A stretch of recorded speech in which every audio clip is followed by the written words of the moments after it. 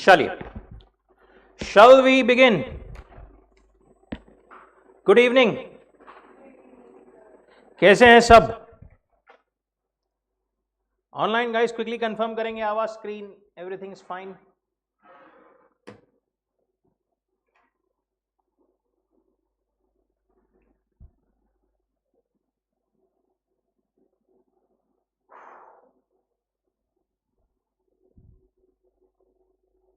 Perfect.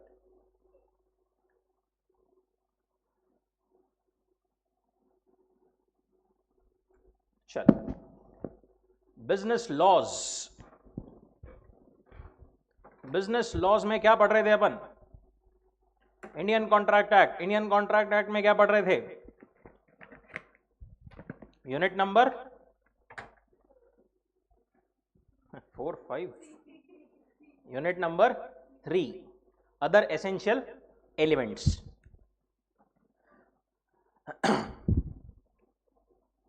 Other essential elements.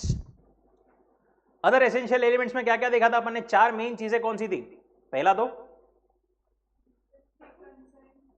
Free consent, दूसरी चीज थी पहली, उसके पहले क्या थी? Coercion was a part of free consent.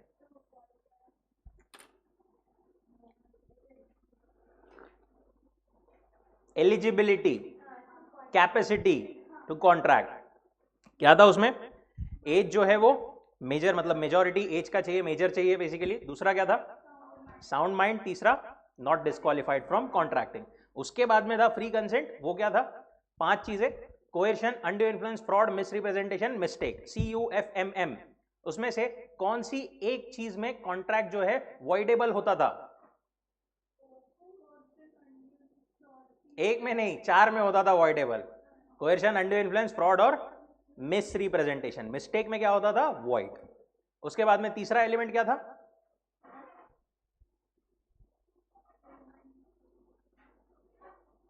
Legality of object and consideration. उसमें जो है कंसिडरेशन और ऑब्जेक्ट फॉरबिडन बाय लॉ नहीं चलेगा, फ्रॉडुलेंट नहीं चलेगा, इमोरल नहीं चलेगा, अपोज टू पब्लिक पॉलिसी नहीं चलेगा. अपोज टू पब्लिक पॉलिसी में भी मल्टीपल चीजें अपन ने देखी थी. Now the fourth last element, void agreements. ऐसे अग्रीमेंट जो कि स्पेसिफिकली वॉइड डिक्लेयर किए गए हैं, वो सारे भी ऑब्वियसली अग्रीमेंट्स वैलिड नहीं है, वॉइड रहेंगे. अब इसमें से बहुत सारे अपन ने देख लिए हैं, जैसे कि इनकॉम्पिटेंट पार्टीज ने जो किया, इनकॉम्पिटेंट पार्टीज ने जो अग्रीमेंट किया वो भी वॉइड अग्रीमेंट ही है, right? So an agreement made by incompetent parties, agreement under bilateral mistake, agreements consideration of or object of which is unlawful, consideration or object which is unlawful in parts. उसके अलावा agreements without consideration. अलग अलग units में plus this unit में अपन ने जो है ये सारे मेजॉरिटी इसमें से देख लिए हैं. कुछ कुछ जो है इसमें से बचे हैं, वो अपन अभी कवर करते हैं. सबसे पहला है agreement in restraint of marriage. Agreement in restraint of marriage क्या बोलता है? अगर पैसा लेकर के, पैसे से या फिर कोई कंसिडरेशन के साथ में आप जो है कोई अग्रीमेंट करते हो to restrain, prevent marriage of someone, such a contract और अग्रीमेंट इज वॉइड, राइट? एक थी मिस गुड्डी, एक थे मिस्टर बबलू. बबलू गुड्डी, गुड्डी बबलू. ओके. गुड्डी के पिताजी मिस्टर चोपड़ा ने क्या बोला बबलू को कि ये ले 10 लाख रुपए और चले जा हमेशा के लिए मेरी जिंदगी के, मेरी बेटी के जिंदगी से बाहर. बबलू बोला ठीक है, पैसे ले लिया. बाद में मना कर दिया, नहीं, बोले अभी तो मैं शादी करूंगा गुड्डी से. क्या मिस्टर चोपड़ा एनफोर्स कर सकते हैं? नहीं कर सकते, क्योंकि ये अग्रीमेंट जो हुआ था ये क्या है? इन रिस्ट्रेंट ऑफ मैरिज है, जो कि वॉइड रहेगा. Restraint of marriage is void. So if a person being a major agrees for a good consideration not to marry, is not binding and consideration is void agreement. Agreement in restraint of trade. अगर आप कोई भी agreement से किसी को lawful business profession करने से, trade करने से रोकते हो, तो again such an agreement is what? void. Okay. Agreement by which any person restrained from exercising lawful profession, trade, business of any kind is void. अब देखो यहां पर एक चीज समझो, ये वॉइड है बाय डिफॉल्ट, बट इसके नहीं क्या, आपने को कुछ एक्सेप्शंस दिए हैं।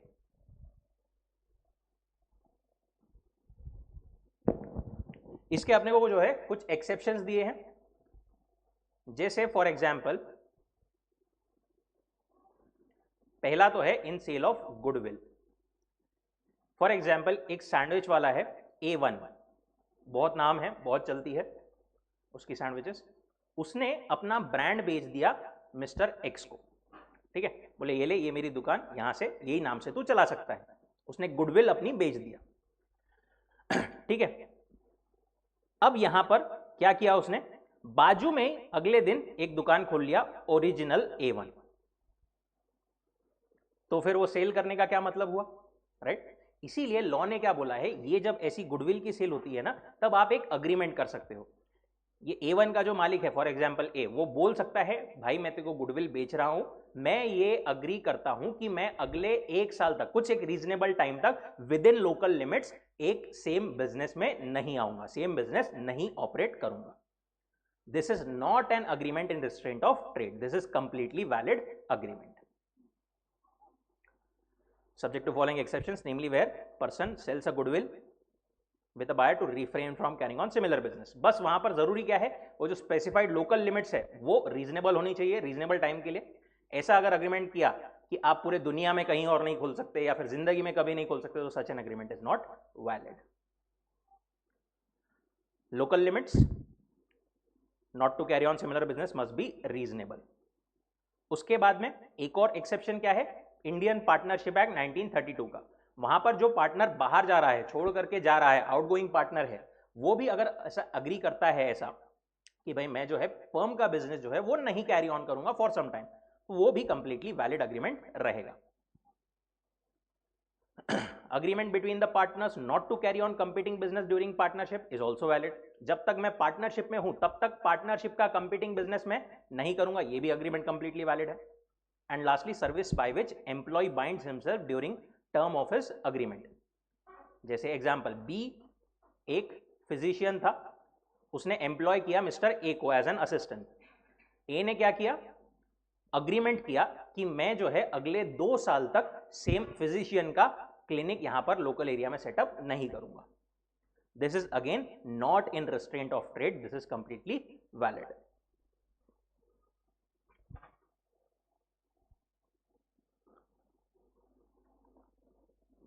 अच्छा, बी ने फॉर एग्जांपल ए को एम्प्लॉय किया था 2 इयर्स के लिए, और ए ने अग्री किया था मैं 2 साल तक के लिए बिजनेस नहीं चालू करूंगा।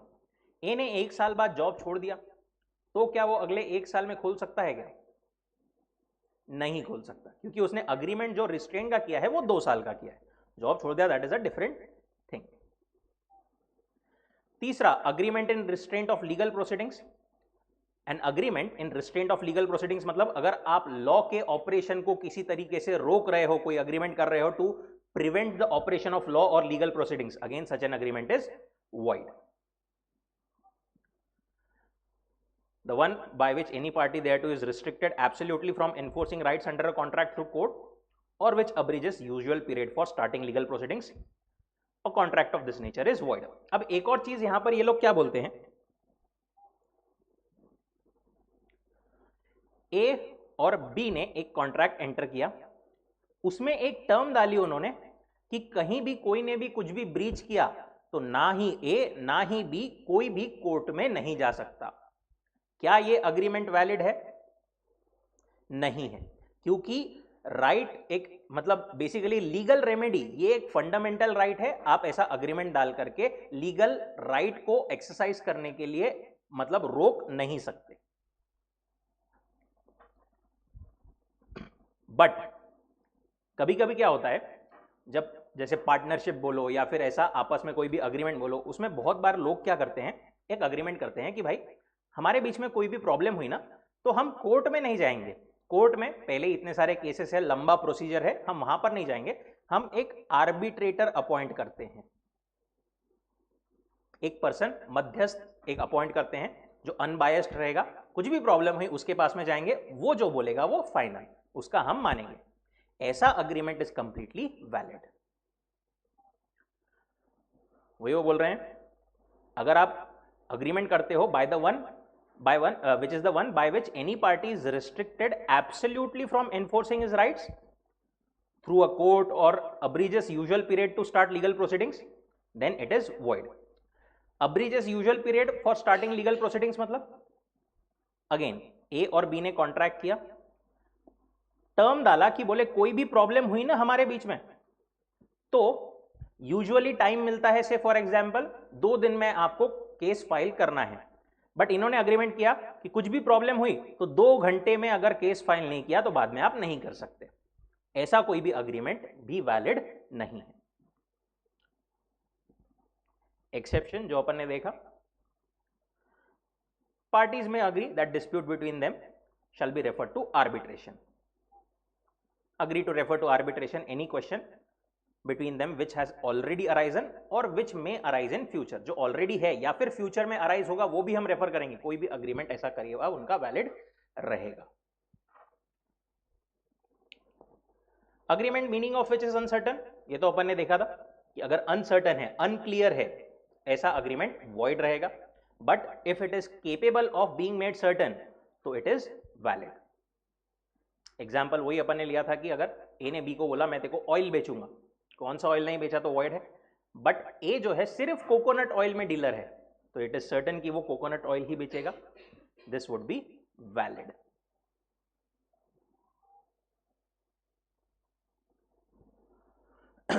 नाउ वेजरिंग अग्रीमेंट्स,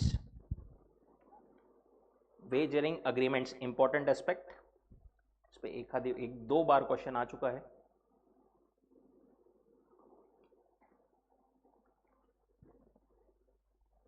वेजरिंग मतलब क्या? सिंपली बेटिंग, गैम्बलिंग, जुआ, दिस इज वेजरिंग। कोई भी agreement by way of wager is void.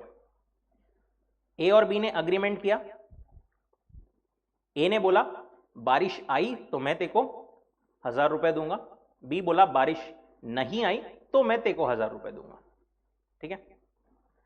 Agreement involving payment of sum of money upon determination of an uncertain event, बारिश जो है आना नहीं आना अनसर्टन है, right. Essence is that each side should stand to win और lose. यहां पर ये अग्रीमेंट में मेन एक क्या है कि दोनों पार्टीज का चांस रहना चाहिए जीतने का भी हारने का भी, but neither of the parties has legitimate interest. Actually किसी को वो चीज से फर्क नहीं पड़ता, it's just purely betting, gambling जो है वहां पर है। बारिश आने ना आने से किसी को कोई फर्क नहीं पड़ता, it's just for their wagering. अगर एक पार्टी का उस इवेंट पर कंट्रोल है तो उसको फिर अपन वेजरिंग अग्रीमेंट नहीं बोल सकते। It has to be what? Uncertain event. Essentials of wager, एक अग्रीमेंट को वेजरिंग कहलाए जाने के लिए क्या क्या चीजें होना जरूरी है? सबसे पहले तो it involves promise to pay money और मनी इज वर्थ, पैसा या पैसे के इक्विवेलेंट, कुछ तो भी पे करने का वहां पर प्रॉमिस था। Must be conditional on an event happening non happening, कुछ होने या ना होने पर डिपेंडेंट है। इवेंट अनसर्टन होना चाहिए, दो पार्टीज होना चाहिए, दोनों का चांस होना चाहिए जीतने का भी हारने का भी। दोनों का इंटेंशन जो है वो सिर्फ और सिर्फ क्या है? बेटिंग का है, common intention to bet at the time of making such agreement, and उसके अलावा no interest in the event except for that stake, जो उन्होंने पैसा लगाया है उसके अलावा उनका कोई और मोटिव नहीं था। Now transactions similar to wager, जो कि लॉ ने बोले हैं अपने को कि similar to wager there are certain transaction जो अपने को लगते हैं, उसके बारे में थोड़ा अपने को बताया है। सबसे पहले लॉटरी ट्रांजैक्शन। लॉटरी ट्रांजैक्शन नहीं, क्या एक ऐसे ट्रांजैक्शन है बेसिकली जिसपे लॉ खुद क्लियर नहीं है, क्योंकि क्या है इंडियन कॉन्ट्रैक्ट एक्ट बेसिकली बोले तो क्या बोलता है वो कि lottery is a game of chance and not of skill और नॉलेज। यहां पर प्राइम मोटिव क्या होता है लोगों का? गैम्बलिंग, कि भाई अपना चांस से कुछ लॉटरी खुल जाए, तो it amounts to a wager and ये जो है वॉइड रहेगा। अब कोई कोई स्टेट्स ऐसे हैं जहां पर लॉटरी बैंड है, जहां पर पनिशेबल भी है, बट कुछ कुछ स्टेट्स ऐसी है जहां पर गवर्नमेंट ने अप्रूवल दिया है कि आप लॉटरी बिजनेस कर सकते हो। लॉटरी का गवर्नमेंट ने अप्रूवल दिया है तो कॉन्ट्रैक्ट एक्ट बोलता है कि हम उसको फिर भी मानेंगे नहीं, क्योंकि कुछ ही स्टेट्स में वो स्टेट गवर्नमेंट ने बोला है, राइट। गवर्नमेंट ने अप्रूवल दिया है, इसका मतलब बस कि पनिशमेंट नहीं होगी वहां पर, बट स्टिल कॉन्ट्रैक्ट एक्ट के लिए वो वेजरिंग ही माना जाएगा. Even if sanctioned by the government it is a wagering, only effect is that person running the lottery will not be punished under Indian Penal Code. Even collateral transaction is tainted with illegality. जो lottery से related transaction है उसको भी illegal माना जाता है. तो contract act के लिए लॉटरी क्या है? वॉइड है, वेजरिंग है.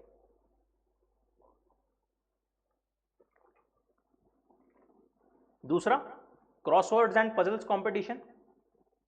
देखो इसमें क्या बोलते हैं, वो क्रॉसवर्ड वगैरह पता है सबको, वो ऐसे उसमें वो अपने को भर के देना होता है, राइट. अब उसमें वो क्या बोलते हैं कि अगर गेम ऐसा है कि जिसमें आपका रिजल्ट आपके स्किल पर, आपके इंटेलिजेंस पर बेस्ड है, तो इट इज वैलिड. ऐसे स्किल, ऐसे कंपटीशन जिसमें आप अपना दिमाग लगा करके आपको प्राइज मिल सकता है, वो वैलिड है. बट अगर ऐसा केस है कि आपने जो सॉल्यूशन दिया है it should match with the editors solution, जिसने वो पब्लिश किया है क्रॉसवर्ड, उसने एक सॉल्यूशन बनाया है, उसके हिसाब से आपका सॉल्यूशन रहा तो आप जीतोगे. This is game of chance. आपने स्किल लगा करके लगा भी लिया, बट स्टिल उसके साथ में मैच होना, अब क्रॉसवर्ड में हो सकता है दूसरा भी वर्ड बन जाए, राइट. तो उसके साथ में मैच होना, अगर ये कंडीशन है तो it would be a wager. Prizes depend upon correspondence of competitor solution with previously prepared solution kept with the editor, then it would be a wagering transaction. यही केस लॉ था state of Bombay versus RMD Chamarbaugwala. Solution corresponded with the previously prepared solution, held this was game of chance and wagering. But जहां पर prizes वगैरह award किए जाते हैं on the basis of skill and intelligence, तो they are completely valid.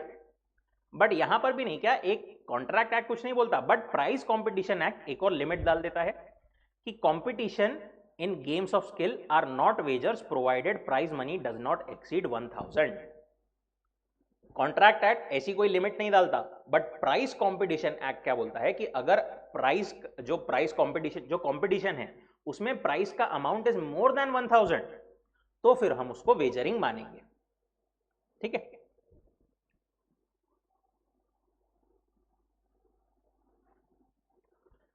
तीसरा, speculative transaction.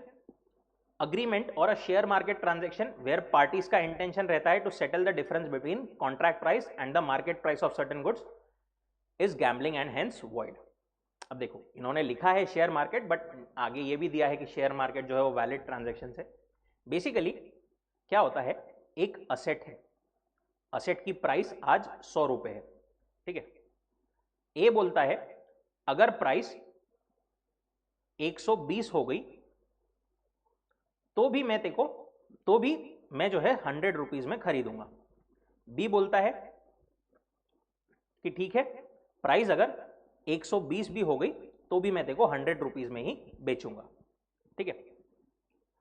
अब यहां पर क्या हुआ, प्राइस से फॉर एग्जांपल 130 हो गई. अब यहां पर बी ने जो है एक्चुअल पूरा असेट नहीं बेचा 130 का, उन्होंने क्या किया, सिर्फ ये जो डिफरेंशियल था ना 100 और 130 का, वो सिर्फ सेटल कर लिया 30 रुपए में. वो सिर्फ 30 रुपीज का जो डिफरेंशियल है वो सेट ऑफ कर लिया आपस में. जो डिफरेंस है बोले सिर्फ बेटिंग के मोटिव से उसको सेटल कर लिया. तो ऐसे ट्रांजैक्शन को वो बोलते हैं इट इज वेजरिंग, जहां पर एक्चुअल पूरे असेट की डिलीवरी नहीं ली जाती है, सिर्फ जो डिफरेंशियल अमाउंट है वो सेटल किया जाता है, तो it would be considered wagering. इसी टाइप में डेरिवेटिव ट्रांजैक्शंस होते हैं, राइट. डेरिवेटिव में अपन जाएंगे कभी डिटेल में, बट बेसिकली इसको भी रेगुलराइज, जो डेरिवेटिव ट्रांजैक्शन वगैरह है उसको भी स्पेसिफिक अलग एक्ट से रेगुलराइज किया गया है, और share market transactions completely valid है. ये वाले पॉइंट में इतना ध्यान में रखना बस कि कोई भी ट्रांजैक्शन अगर ऐसा है जहां पर आपकी एक्चुअल डिलीवरी लेने की, असेट की डिलीवरी लेने की आपकी कोई मोटिव नहीं है, आपका सिर्फ मोटिव है स्पेक्यूलेशन करना कि जो भी प्राइस बढ़ेगा घटेगा उस पर सिर्फ स्पेक्यूलेशन करना ही मोटिव है, तो फिर वो वॉइड रहेगा. हॉर्स रेस ट्रांजैक्शन, अभी ये देखो क्या बोलते हो, where prize money payable to the bet winner is less than 500 तो वो वेजर है, 500 से कम है तो वेजरिंग है, 500 या उससे ज्यादा है तो कंप्लीटली वैलिड है, right. Horse race generally rich class of society उनके लिए है, अब उनका अगर वॉइड कर देंगे तो कैसे काम चलेगा, इसीलिए वो बोलते हैं 500 या उससे ज्यादा प्राइज मनी है या फिर कंट्रीब्यूशन टुवर्ड्स प्लेट है। कंट्रीब्यूशन टुवर्ड्स प्लेट मतलब सब लोग जो एक किटी में कंट्रीब्यूट करते हैं, जिसका घोड़ा जीता वो उसको पूरा अमाउंट मिल जाएगा, तो वो अगर 500 या उससे ज्यादा है तो it is not a wager, otherwise it is Vaser.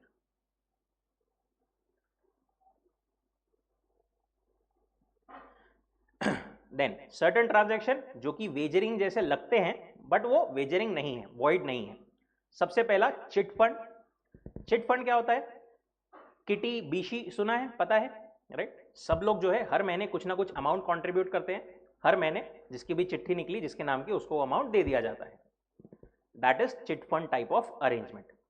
Certain number of persons decide to contribute fixed sum and at the end of the month amount so contributed is paid to the lucky winner of the lucky draw. ये completely valid है। दूसरा commercial transaction और share market transactions, यहां पर in which delivery of goods or shares is intended to be given or taken do not amount to wagers। क्योंकि share market transaction, commercial transaction जो होते हैं जैसे एनसीडीएक्स, एमसीडीएक्स, कमोडिटी रिलेटेड ट्रांजैक्शन होते हैं, वहां पर बाय डिफॉल्ट ऐसा माना जाता है कि आपका डिलीवरी लेने का इंटेंशन है।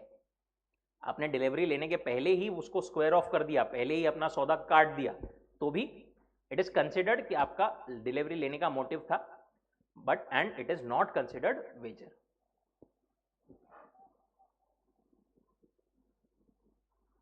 Third is game of skill and athletic competition. ये तो ऊपर अपन ने देखा ही कि crossword, picture competition, athletic competition, जहां पर स्किल एंड इंटेलिजेंस के बेसिस पर आपको प्राइजेस मिलते हैं, वो वॉइड नहीं है। और प्राइस कंपटीशन एक्ट बीच में एक और चीज डाल देता है कि अगर अमाउंट 1000 से ज्यादा है तो वो वेजरिंग मानेंगे। And lastly contract of insurance. Contract of insurance क्या है? It is a type of actually contingent contract. Contingent contract अपने को अगले यूनिट्स में आएगा and it is completely valid, उसको हम वेजरिंग नहीं मान सकते। इंश्योरेंस में हम कुछ तो भी प्रीमियम पे करते हैं, उसके अगेंस्ट सामने वाला अपने को जो है प्रोटेक्शन देता है कि भाई फॉर एग्जाम्पल कुछ आपका नुकसान हो गया तो हम आपको पैसे भर के दे देंगे, depending on uncertain event, but still it's not a wagering. उसी बेसिस पर अपने को यहां पर डिफरेंशिएशन दिया है लास्ट में इंश्योरेंस और वेजरिंग में। इंश्योरेंस में it is a contract to indemnify the loss, सामने वाले को लॉस की भरपाई करके देने का वहां पर कॉन्ट्रैक्ट है। वेजरिंग में क्या है? प्रॉमिस टू पे मनी और मनीज वर्थ ऑन हैपनिंग और non happening of uncertain event. Consideration, contract of insurance में crux of insurance is the mutual consideration. हम जो है प्रीमियम देते हैं, सामने वाले अपने को क्या देते हैं? प्रोटेक्शन देते हैं, कुछ अगर नुकसान हो गया तो बाद में कॉम्पेंसेशन देते हैं। बट वेजरिंग में there is no consideration between the parties, just gambling. तीसरा है insurable interest. Contract of insurance में इंश्योर्ड पार्टी जो है, जिसने इंश्योरेंस लिया है, उसका कुछ ना कुछ इंटरेस्ट है, बेसिकली उसने लाइफ पे इंश्योरेंस कराया है या अपनी कोई प्रॉपर्टी पर इंश्योरेंस कराया है। बट वेजरिंग में ऐसा कोई इंटरेस्ट नहीं रहता, there is just betting on others life and properties। Contract of indemnity, contract of insurance में क्या बोलते हैं वो कि except life insurance, contract of insurance indemnify the insured person against loss. Life insurance के अलावा बाकी सारे कॉन्ट्रैक्ट जो भी इंश्योरेंस के हैं उसको क्या बोलते हैं?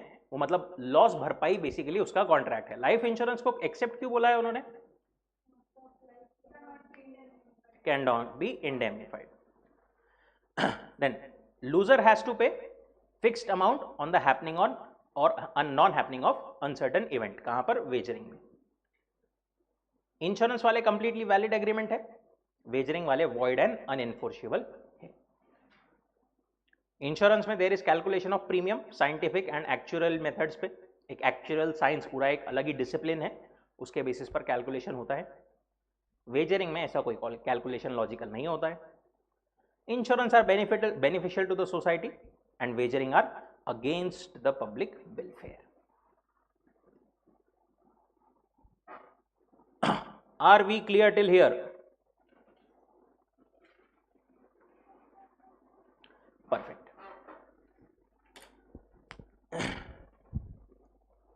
एक क्वेश्चन लिखा जाए.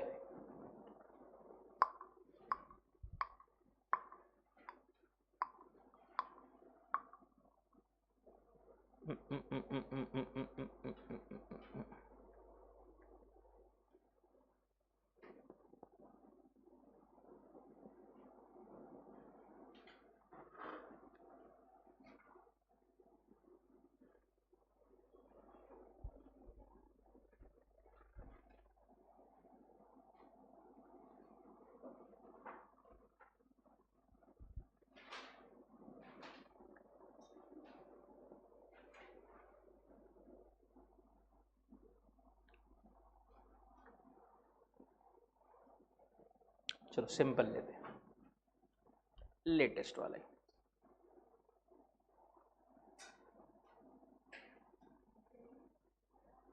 डिस्टिंग्विश बिटवीन अभी का ही इंश्योरेंस एंड वेजरिंग. 6 marks.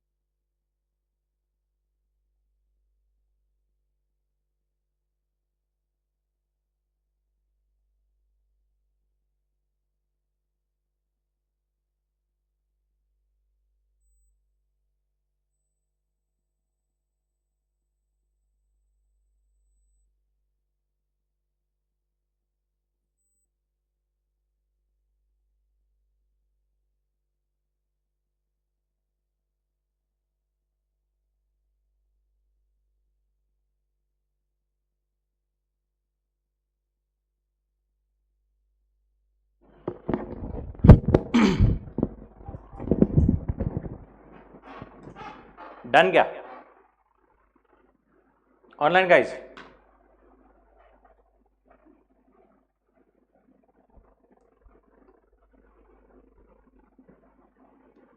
बाकी है या हो गया? Aarush, Riya, Kanchan,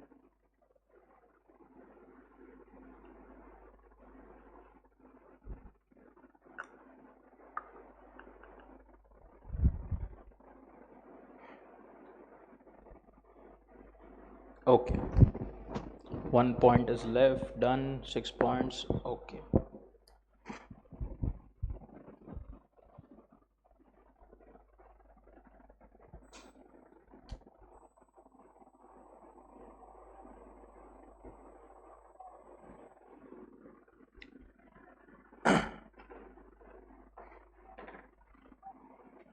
okay stop.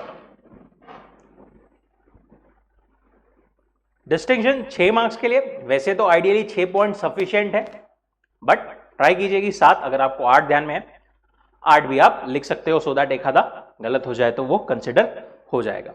जिस पे आपको कॉन्फिडेंस है पहले वो 6 पॉइंट्स लिख दीजिए, बाद में बचे हुए। अब यहां पर अपने को आइडियली देखे तो अभी टाइम था 10 मिनट, पर हो गया अपना कितने जल्दी, अराउंड 6-7 मिनट में। हर क्वेश्चन पेपर में आपको 2, 3, 4 क्वेश्चन ऐसे मिलेंगे जहां पर आप टाइम बचा सकते हो या फिर कैचअप कर सकते हो फॉर द, मतलब कोई क्वेश्चन में आपको टाइम ज्यादा लग गया है तो, ठीक है। जब आपको शुरुआत के 15 मिनट मिलते हैं तभी आपने ये छोटी मोटी चीजें आइडेंटिफाई करनी है कि ये चीज तो मुझे एकदम परफेक्टली आती है, इसमें मेरे को टाइम कम लगने वाला है। इस लेवल से आपको जो है प्लानिंग करनी है of writing the paper, right. Again repeating, law में इट्स वेरी वेरी इंपॉर्टेंट, सबसे पहली चीज कि आप 100 मार्क्स का पेपर अटेम्प्ट करो। 100 मार्क्स का पेपर आपका होना ही चाहिए, ठीक है।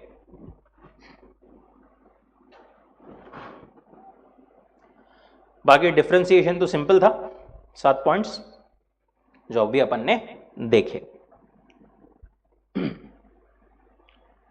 Moving on to next unit, unit number 4, performance of a contract.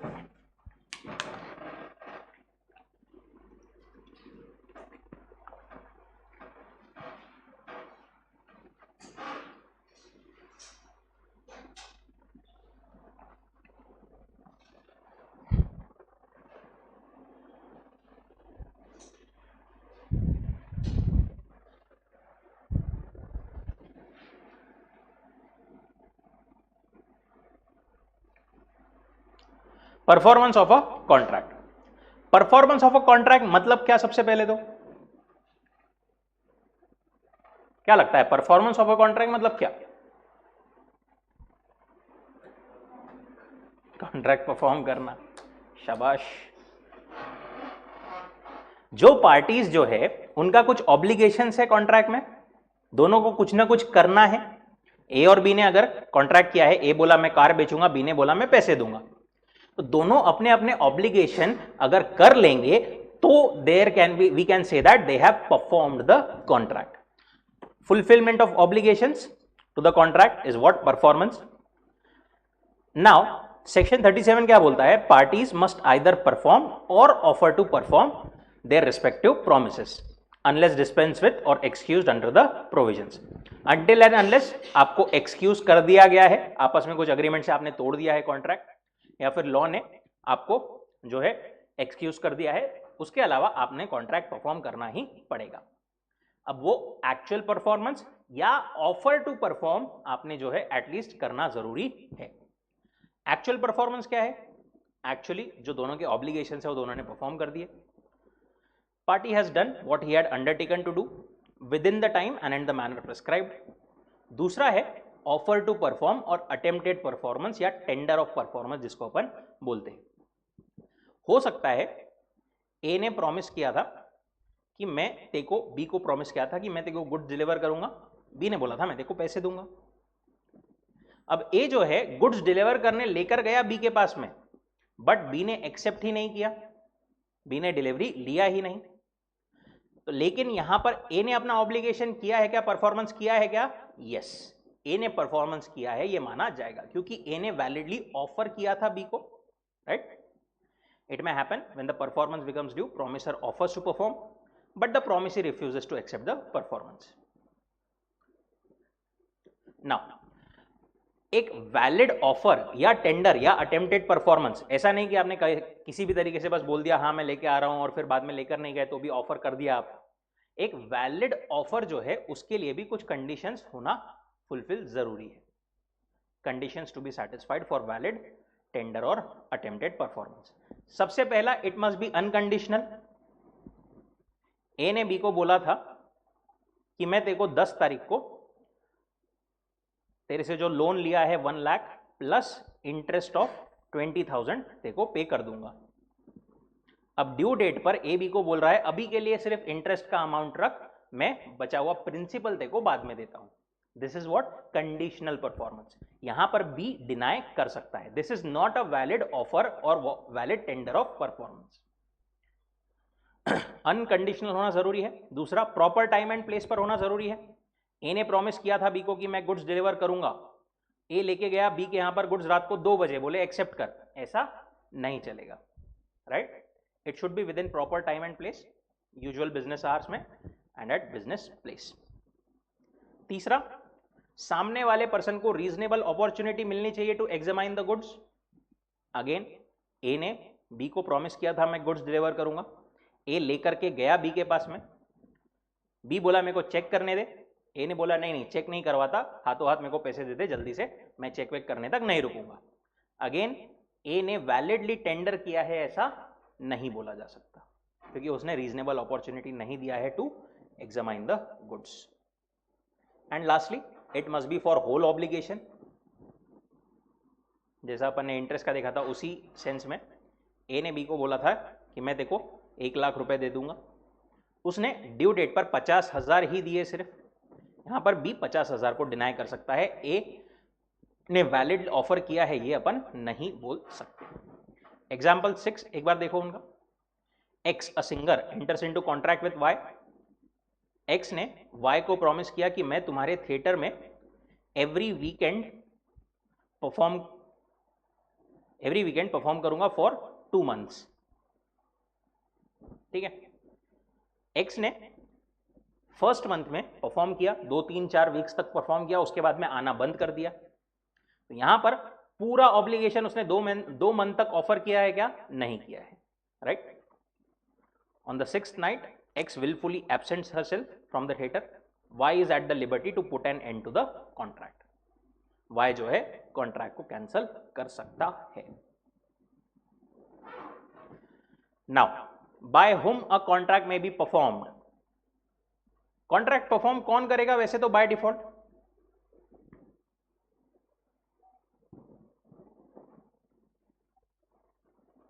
ए और बी। परफॉर्म कौन करेगा?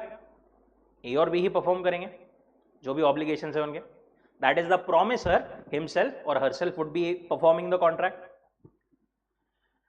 पर इसके अलावा और भी there are certain cases, certain situation जहां पर बाकी लोग भी परफॉर्म कर सकते हैं। देखते हैं अपन एक एक। सबसे पहला है बाय द प्रोमिसर हिमसेल्फ। अगर कॉन्ट्रैक्ट ऐसा है, if there is something to show that it was intention that the promise should be perform by the promisor himself. अगर आपने कॉन्ट्रैक्ट करते टाइम पर ऐसा बोला था कि नहीं, जो प्रोमिसर है उन्होंने ही परफॉर्म करना पड़ेगा, तो उस केस में प्रोमिसर ने ही परफॉर्म करना पड़ेगा। दूसरी चीज, अगर पर्सनल स्किल का या फिर पर्सनल कॉन्फिडेंस पे बेस्ड कोई कॉन्ट्रैक्ट है तो भी प्रोमिसर ने खुद ने ही परफॉर्म करना पड़ेगा। जैसे पर्सनल स्किल का तो अपने को पता है, पेंट वगैरह का कॉन्ट्रैक्ट, पेंटिंग ए ने बोला था मैं देखो तेरी फोटो जो है पेंट करके दूंगा, तो वो ए ने ही परफॉर्म करना पड़ेगा। पर्सनल कॉन्फिडेंस पे बेस्ड कॉन्ट्रैक्ट, जैसे अब फॉर एग्जांपल अपन कोई भी इंपॉर्टेंट चीज जैसे ज्वेलरी वगैरह, ये कोई भरोसे वाले से खरीदते हैं। ए गया बी के पास में, बी की ज्वेलरी शॉप थी, ठीक है। उसने बोला बी से कि मेरे को खरीदना है तेरे से ज्वेलरी। बी ने बोला ठीक है मैं तेरे को ज्वेलरी बेचूंगा। उसके बाद में बी ने क्या किया, बोले मेरे पास ज्वेलरी नहीं है, तू सी से खरीद ले मेरी जगह पर, मेरे को पैसे दे दे और सी से खरीद ले। अगेन यहां पर ये नहीं चलेगा क्योंकि यहां पर पर्सनल कॉन्फिडेंस पे बेस्ड वो कॉन्ट्रैक्ट था, प्रॉमिसर ने खुद ने वो परफॉर्म करना पड़ेगा। पर्सनल स्किल और डिलीजेंस और which are founded on personal confidence, parties must be perform by the promisor himself. दूसरा, अगर पर्सनल कंसिडरेशन नहीं है कॉन्ट्रैक्ट में तो फिर एजेंट भी परफॉर्म कर सकता है। एजेंट कोई principal, third party, agent perform कर रहा है, it is as good as principal ही परफॉर्म कर रहा है, एजेंट भी जो है वो परफॉर्म कर सकता है। प्रॉमिसर और his representative may employ a competent person to perform it. तीसरा, लीगल रिप्रेजेंटेटिव, ये वाले पॉइंट्स पर प्रॉमिसर हिमसेल्फ और लीगल रिप्रेजेंटेटिव, ये दोनों पॉइंट्स पर बहुत बार क्वेश्चंस आए हैं। देखो क्या बोल रहे हो कि पर्सनल स्किल पे अगर कंसिडरेशन पर्सनल स्किल पे है या फिर कॉन्ट्रैक्ट जो है पर्सनल स्किल इन्वॉल्व करता है, तो उस केस में कोई पर्सन की ए और बी का कॉन्ट्रैक्ट हुआ, ए ने बोला मैं देखो जो है क्या करूंगा, पेंटिंग करके दूंगा। अगर उसमें ए की डेथ हो जाती है तो फिर क्या होगा, contract would come to end, it comes to an end on the death of promisor. As regards any other contract, legal representatives will be bound to perform. अगर कॉन्ट्रैक्ट ऐसा है जहां पर पर्सनल स्किल इन्वॉल्व नहीं है तो फिर वहां पर लीगल रिप्रेजेंटेटिव बाइंड रहेंगे टू परफॉर्म दैट कॉन्ट्रैक्ट। अब देखो यहां पर ए ने बी से लोन लिया था 1 लाख का, ये रीपे करना था, ए की डेथ हो गई। अब यहां पर पर्सनल स्किल इन्वॉल्व है क्या, नहीं है। यहां पर ए का जो रिप्रेजेंटेटिव है, ए का सन फॉर एग्जाम्पल, वो बाउंड रहेगा कि वो बी को 1 लाख रुपए दे। बट यहां पर एक और चीज लॉ क्या बोलता है, son will be liable only till the amount that he inherited from the his ancestor. Basically जो भी लीनियल असेंडेंट है उनसे जो जितना अमाउंट उसको मिला है उतने के लिए ही वो लाइबल रहेगा।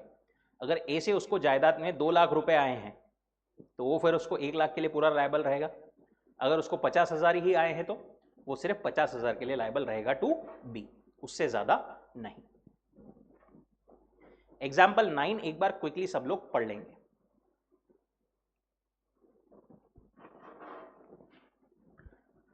उसके ऊपर ही वो लाइन है, एक liability under the contract is limited to the value of property they inherit.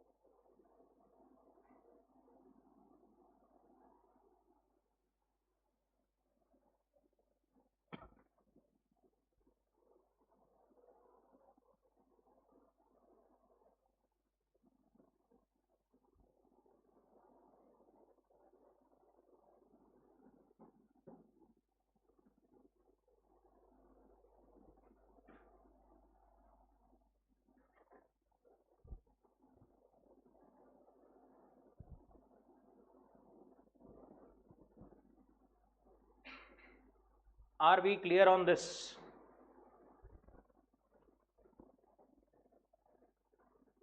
Online guys, यहां तक सब ठीक?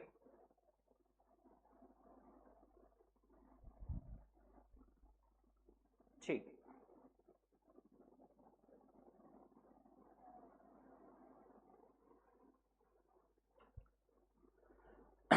देन और कौन परफॉर्म कर सकता है, थर्ड पर्सन। कोई थर्ड पर्सन भी क्या कर सकता है, effect of accepting performance from a third person. देखो थर्ड पर्सन भी कंसिडरेशन पे कर सकता है। कंसिडरेशन में अपन ने एक लाइन देखी थी इससे रिलेवेंट, कोई बता सकता है क्या?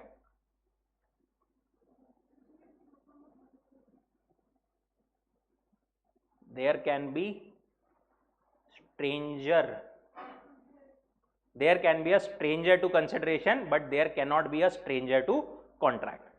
उसी बेसिस पर ये वाला पॉइंट क्या बोलता है, फॉर एग्जाम्पल ए ने बी से कोई गुड्स खरीदे थे, ए ने पे करना था बी को 1 लाख रुपीज, बट ए की हालत थोड़ी खराब हो गई, वो पे नहीं कर पाया।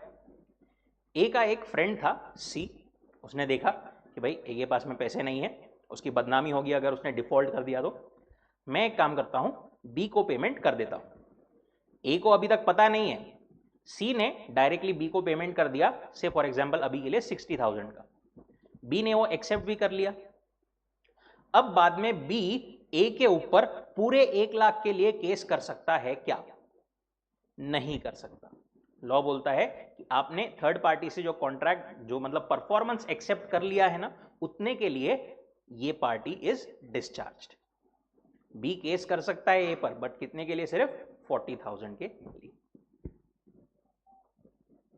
When promisee accepts performance from a third person, he cannot afterwards enforce it against the promisor. This results in discharging the promisor, although the latter has neither authorized nor ratified the act of the third party.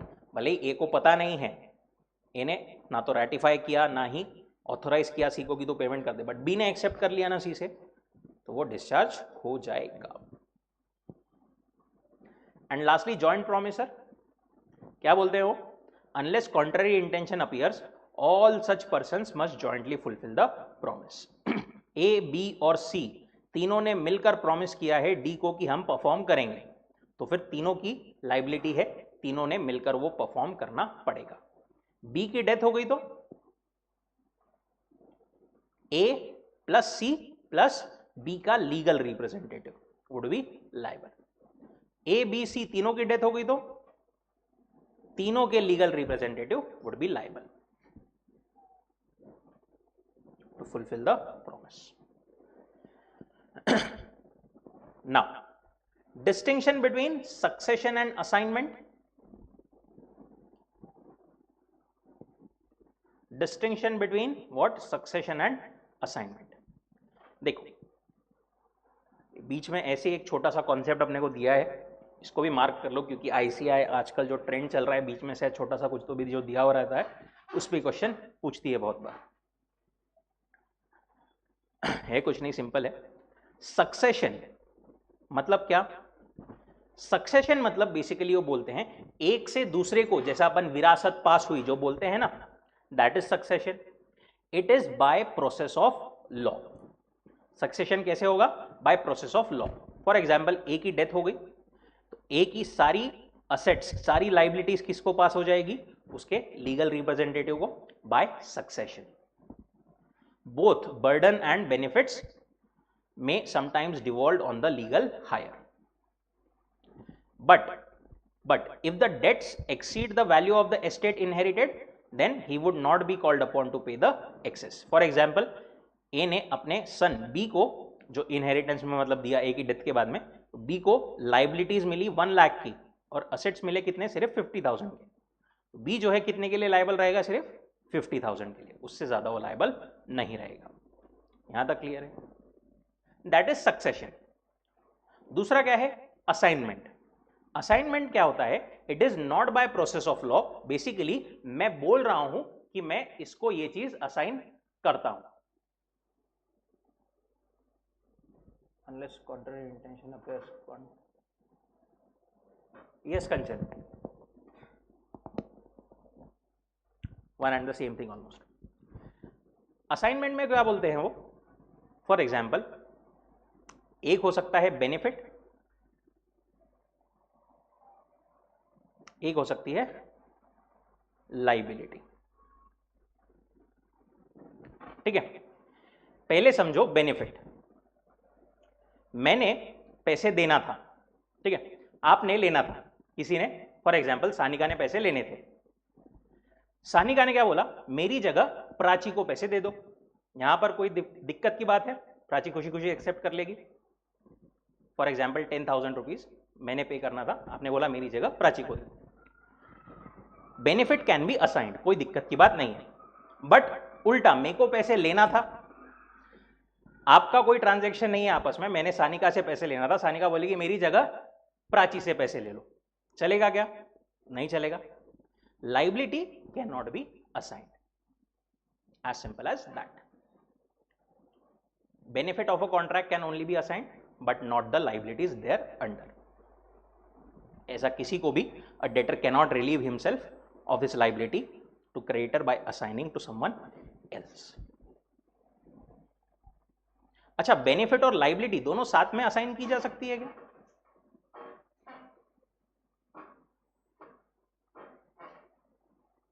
नहीं. क्या बोलते हो? Where the benefit is coupled with liability, benefit also can not be assigned in that case. सिर्फ benefit assign कर रहे हो चलेगा, सिर्फ लाइबिलिटी असाइन कर रहे हो नहीं चलेगा, बेनिफिट प्लस लाइबिलिटी असाइन कर रहे हो तो भी नहीं चलेगा.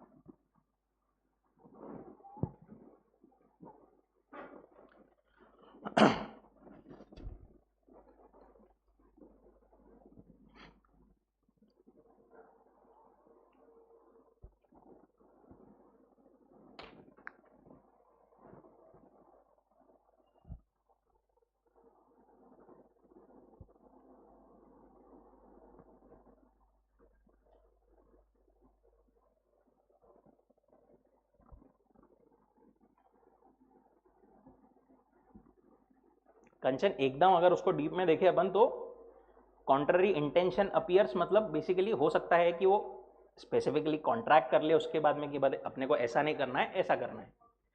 और कभी कभी ऐसा होता है कि स्पेसिफिक नहीं है कॉन्ट्रैक्ट ऐसा कुछ लिखा हुआ, but there can be intention. Effect दोनों का सेम ही है. Now, liability of joint promisor and promisee. Joint promisor का एक छोटा सा ऊपर अपन ने पॉइंट देखा था, उसी को फर्दर यहां पर एलाबोरेट किया गया है. क्या बोलते हैं वो कि अगर दो या उससे ज्यादा पर्सन ने मिलकर के कोई जॉइंट प्रॉमिस किया है तो ordinarily all of them during their life time must jointly fulfil.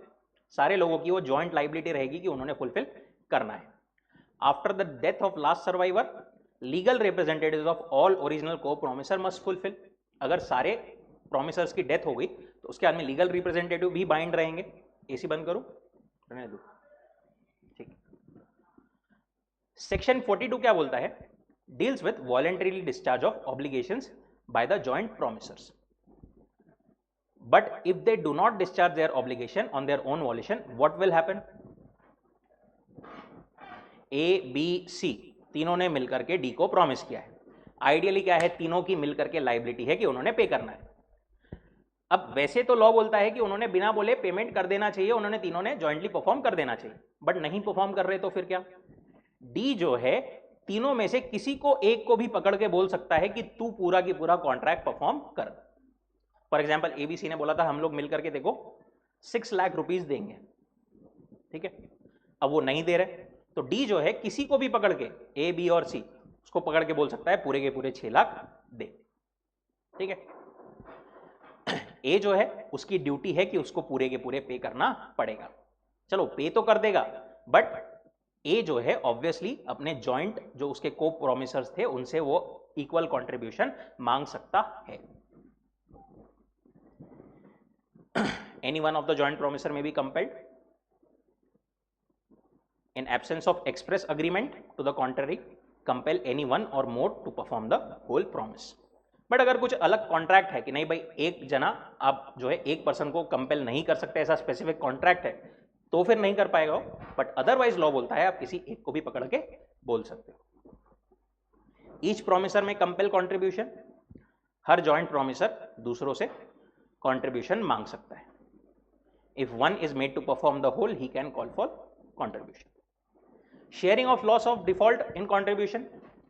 अगर कोई को प्रोमिसर ने डिफॉल्ट कर दिया है तो उसका जो लॉस है वो बचे हुए को प्रोमिसर्स बियर करेंगे. फॉर एग्जाम्पल अभी अपने केस में 6 लाख रुपए की लाइबिलिटी है. अभी डी ने ए को बोला कि पूरा की पूरा तू पे कर दे. ए ने पे कर दिया तो बी और सी से वो कितना डिमांड कर सकता है? ए ने पूरा 6 लाख पे कर दिया, 2 लाख.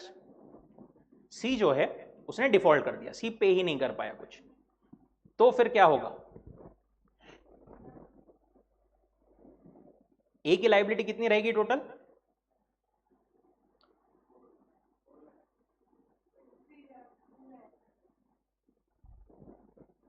3 लाख. बी की भी 3 लाख। सी अगर पे ही नहीं कर पा रहा है तो इसका जो लॉस है वो दोनों जने ये शेयर करेंगे, राइट। ए बी सी तीनों की लाइबिलिटी थी 2 लाख 2 लाख 2 लाख। सी पे नहीं कर पाया, ऑब्वियसली ये जो लॉस है वो ये दोनों बियर करना पड़ेगा। एक और तीसरा आखिरी केस, ए बी सी लाइबिलिटी थी 6 लाख की, सी जो है इंसॉल्वेंट हो गया। कोर्ट ने बोला कि जिसका 1 रुपया बचा था उसको 50 पैसे मिलेंगे सी के असेट्स में से। अब बताओ तीनों की लाइबिलिटी, और डी ने जो है फॉर एग्जाम्पल ए को कंपेल करके पूरे 6 लाख ले लिया। अब ए जो है वो बी और सी से कितना अमाउंट रिकवर कर सकते हैं। क्वेश्चन क्या पूछा है उस पर देखना कि ए बी और सी से कितना अमाउंट रिकवर कर सकता है।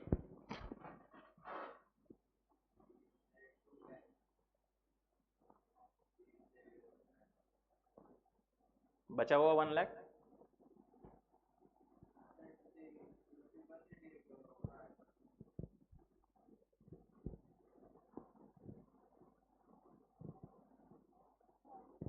क्वेश्चन समझा क्या? ए बी सी तीनों ने मिलकर के 6 लाख देने थे डी को। सी जो है इंसॉल्वेंट हो गया, कोर्ट ने बोला कि 1 रुपीज के अगेंस्ट 0.50 दैट इज 50% ही मिलेगा। ए ने डी को पूरे 6 लाख पे कर दिए। अब ए बी से और सी से कितना डिमांड कर सकता है?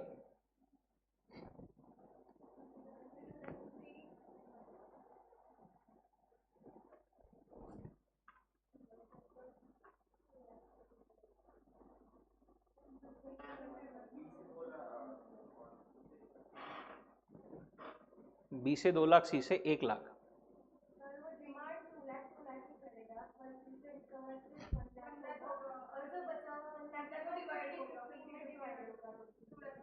करेक्ट। आइडियली लाइबिलिटीज कितनी है? 2 लाख 2 लाख और इसकी भी 2 लाख। बट ये कितना लायबल है? अब कितना लायबल पे कर सकता है? मतलब सिर्फ 1 लाख ही पे कर सकता है। कोर्ट ने बोला 1 लाख ही मिलेगा, तो 1 लाख वो ऑब्वियसली उसके असेट्स में से रिकवर कर सकते हैं ए और बी। बट बचे हुए 1 लाख का क्या होगा? वो ये दोनों को बियर करना पड़ेगा, क्योंकि उन्होंने जॉइंटली प्रॉमिस किया था। इसके इंसॉल्वेंसी से डी का कोई लेना देना नहीं, उन दोनों को ये बियर करना पड़ेगा 50,000। ए की लाइबिलिटी 2.5 लाख, बी की 2.5 लाख, सी की 1 लाख।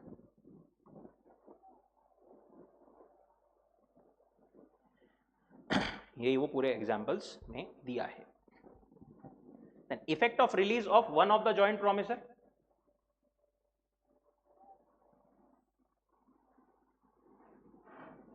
क्या बोल रहे हो? ए बी सी ने मिल करके प्रॉमिस किया था डी को कि हम परफॉर्म करेंगे। अब डी ने क्या बोला सी को, बोले जान दे, तेरे को मैं छोड़ता हूं, तेरे से नहीं मांगूंगा, मैं ए या बी से ही मांगूंगा। अमाउंट कम नहीं किया उसने सिर्फ सी को बोला आई रिलीज यू, उसको जो है रिलीज कर दिया गया। ऑब्वियसली ठीक है, सी की लाइबिलिटी नहीं आएगी फॉर डी, बट ए या बी जो भी डी को पे करेगा ना, वो सी से ऑब्वियसली इक्वल कंट्रीब्यूशन मांग सकता है। डी ने रिलीज कर दिया, इसका मतलब ये नहीं कि वो अपने को प्रोमिसर्स के तरफ भी उसकी लाइबिलिटी खत्म हो गई। 2 or more person joint promise, release of one by the promisee does not discharge other joint promisor or promisers from the responsibility towards other co-promisor.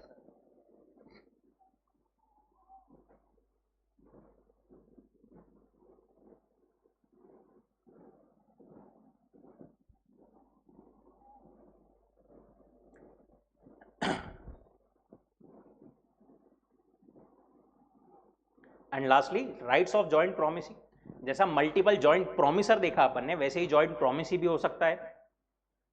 D ने प्रॉमिस किया था जॉइंटली ए बी सी को कुछ तो देने का, तो यहां पर अब जो परफॉर्मेंस है वो तीनों भी जॉइंटली क्लेम कर सकते हैं।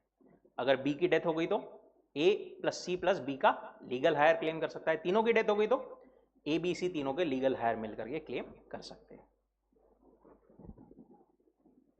After death of last survivor with the representatives of all jointly. Time and place for performance of promise. देखो, कोई भी कॉन्ट्रैक्ट परफॉर्म करने के लिए ए और बी का फॉर एग्जांपल कॉन्ट्रैक्ट हुआ, ए ने बोला मैं गुड्स डिलीवर करूंगा, बी ने बोला मैं पैसे दूंगा.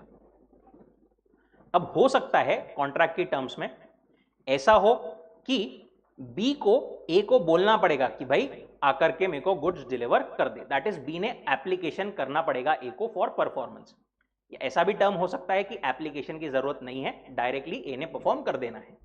ठीक है. हो सकता है टाइम डिसाइडेड हो कब परफॉर्म करना है, हो सकता ना डिसाइडेड हो सकता है प्लेस डिसाइडेड हो सकता है ना डिसाइडेड हो. इन केसेस में क्या क्या होगा वो बता रहे हैं आपको. Time and place for performance. पहला, where time for performance of promise where no application is to be made and no time is specified. जहां पर टाइम भी बताया नहीं गया है, ना ही एप्लीकेशन करने की जरूरत है, उस केस में क्या होगा, ए ने बी को गुड्स डिलीवर करना है, बट बी ने ना तो बी ए को बोलेगा कि भाई आके डिलीवर कर, ना ही कोई टाइम स्पेसिफाई किया गया है. लॉ बोलता है कि ए ने बी को रीजनेबल टाइम में डिलीवर करना पड़ेगा, डिपेंडिंग ऑन, अब वो reasonable time it will depend upon facts and cases of that specific case. Where promisor is to perform promise without application by the promisee and no time is specified, engagement must be performed within reasonable time. दूसरा, time and place for performance of the promise where time is specified. Time मतलब basically day specified है कि कौन से दिन perform करना है, and no application is to be made. यहां पर डे स्पेसिफाइड है कि कौन से दिन परफॉर्म करना है, बट वहां पर बी ने एप्लीकेशन अगेन करना जरूरी नहीं है, ए ने खुद ने अपने आप से परफॉर्म करना है. Where a promise is to be performed on certain day, the promisor has undertaken to perform it without application. Promisor may perform it any time during usual hours of business. उस appointed day पर usual hours of business में perform करना जरूरी है. ऐसा नहीं कि उस दिन रात को 11, 12, 1, 2 बजे, वो नहीं चलेगा. And place at which promise ought to be perform. अगर स्पेसिफिक प्लेस बोली है तो वो वाली, नहीं बोली है तो यूजुअल प्लेस ऑफ बिजनेस जो रहती है वहां पर परफॉर्म करना जरूरी है. Delivery must be made at the usual place of business.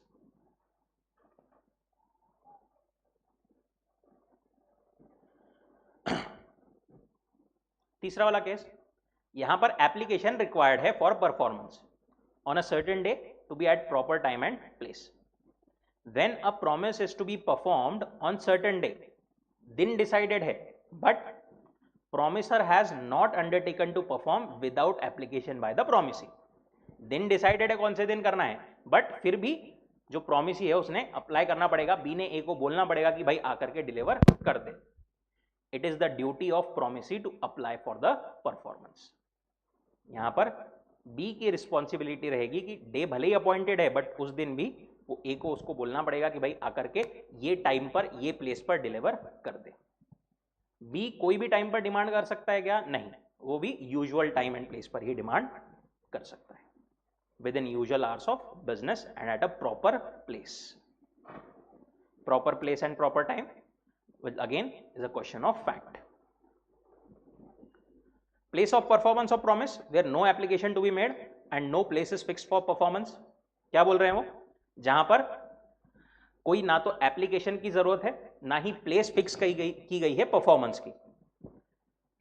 When promise is to be performed without application and no place is fixed. A ने डिलीवर करना है बी को, ठीक है, बट जगह फिक्स नहीं है, तो यहां पर क्या होगा, यहां पर वो बोलते हैं कि ए की ड्यूटी है बी को पूछने की कि भाई देखो मेरे को गुड्स डिलीवर करना है, मेरे को बता दो सही कहां पर डिलीवर करूं. It is the duty of promisor to apply to the promisee to appoint a reasonable place and then perform at such place. And last point क्या बोलता है? Performance in manner or at time prescribed or sanctioned by the promisee. जैसा promisee चाहता है उसके हिसाब से basically performance होगा. वो जिस मैनर में बोलता है, जिस टाइम पर जैसा जनरली बोलता है, उसके हिसाब से वो स्टीयर होगा, डिराइव या फिर परफॉर्म होगा. Performance of promise may be in such manner or at time which the promisee prescribes or sanctions. Okay, ये वाला पार्ट अपन शुरू करें या नहीं?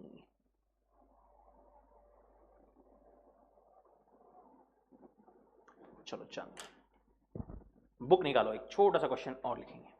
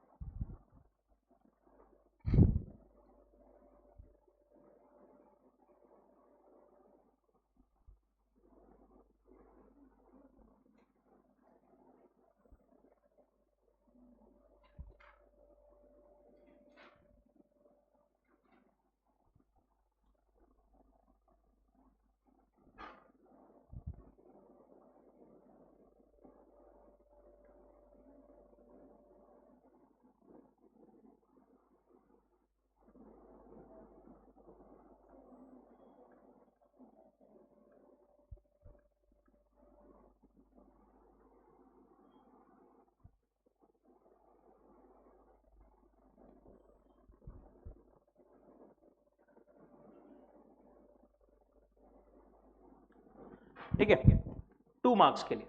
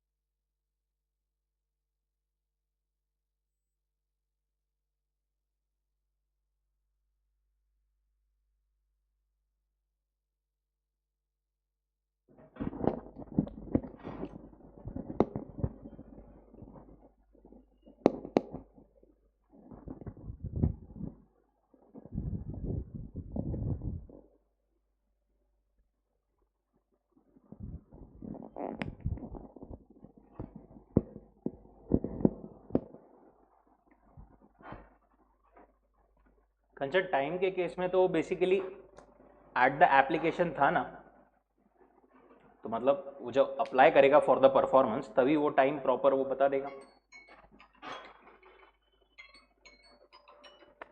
ओके स्टॉप, डन क्या सबका? ध्रुपद डन क्या? Online guys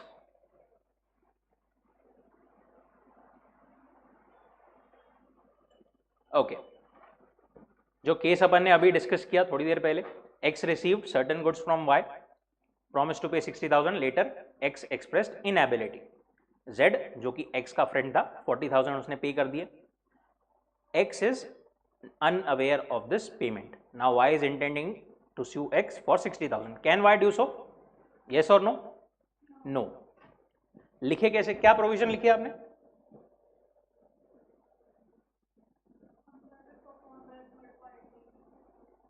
read the provision allowed एक बार, जो है ठीक है, इट्स परफेक्टली फाइन।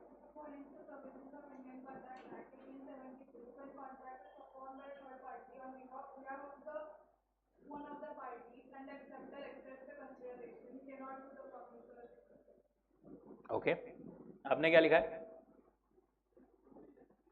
दोनों ने, हाँ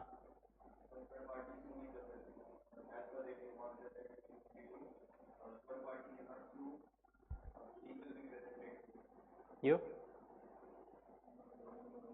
नहीं लिखी, ओके प्रोविजन नहीं लिखी। As per section 41, when a promisee accepts performance of the promise from a third person, he cannot afterwards enforce it against the promiser.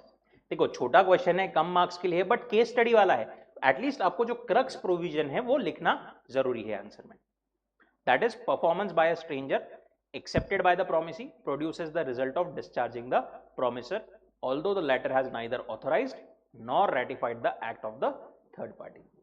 Therefore, in the instant case, y can sue x only for the balance amount 20,000 and not for the whole amount. छोटा question है, आप उसमें case जो facts है वो exclude कर सकते हो, स्पेसिफिक अलग से फैक्ट्स नहीं लिख सकते हो, चलेगा, बट प्रोविजन एंड कंक्लूजन ये आपका आना जरूरी है आंसर। ठीक है,